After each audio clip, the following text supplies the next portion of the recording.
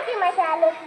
मी जन्माने साधी शुद्ध स्त्री, पण मनाने स्वातंत्र्य प्रश्न विचारणारी। स्त्री शिकली तर काय बिघडेल, स्त्री शिकली तर काय बिघडेल, हा प्रश्न मी समाजाला विचारला तर उत्तर मिळालं ना, अपमान, शिव्या, बहिष्कार। रस्त्यावर चालताना अंगावर शेण टाकलं गेलं, दगड मारले गेले, पण मी थांबले का? नाही, माझ्या पिशवीत दुसरी साडी होती। अपमान पुसून मी पुन्हा शाळेत गेले, कारण मला माहित होतं शिकण्याशिवाय मुक्ती नाही। ज्योतिराव माझे सहचर होते, पण लढा फक्त आमचा होता। तो प्रत्येक मुलीचा होता त्याच्या हातात बाहुली दिली गेली, पण पुस्तक नाही। मी पहिली मुलीची शाळा सुरू केली, विधवा स्त्रियांसाठी आश्रय दिला, बाळ हत्या थांबवण्यासाठी आवाज उठवला, कारण स्त्री म्हणजे ओझं नाही, ती समाजाची शिल्पकार आहे।